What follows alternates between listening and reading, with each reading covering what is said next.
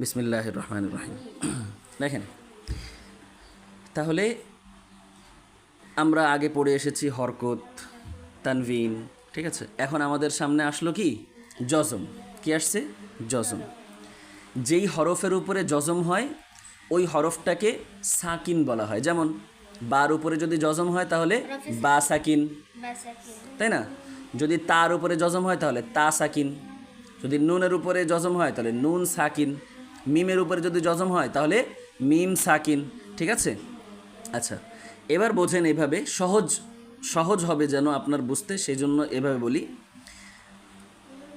আরবি যেই 29টি হরফ আছে, যদি ইয়াকে আমরা দুইটা ইয়া ধরি, ইয়ায় মারুফ ইয়ায় মাজহুল, তাহলে আরবি হরফ 30টা ধরা যায়, ঠিক আছে। তা আমরা 30টাই ধরি বোঝার জন্য, সহজে বোঝার জন্য।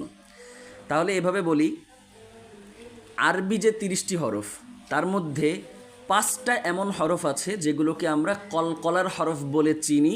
কফ, ক, বা, জিম, ডাল।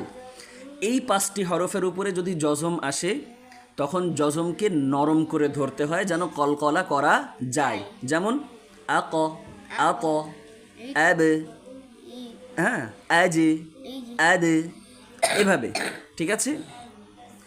এর মধ্যে আবার কফ আর তর জজম উপরের দিকে ওঠে, আক, আক, এভাবে।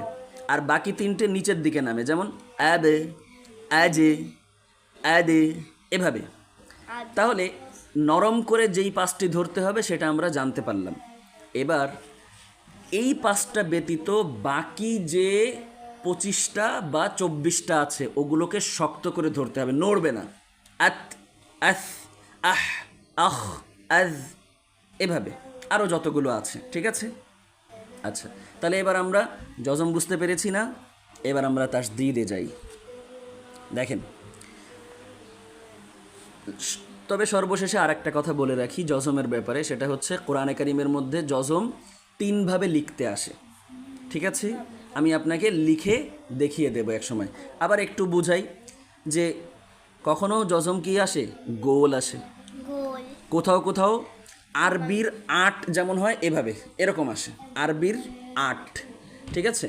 আচ্ছা, আবার কখনো মগের আংটা যেরকম হয় না, এরকম একটু বাঁকানো, হ্যাঁ, এরকম একটু বাঁকানো, হ্যাঁ হ্যাঁ, ওরকম, ঠিক আছে। আচ্ছা, তাহলে জজমের ব্যাপারে আমাদের কথা শেষ। এবার আমরা তাসদীদ বুঝবো, ঠিক আছে।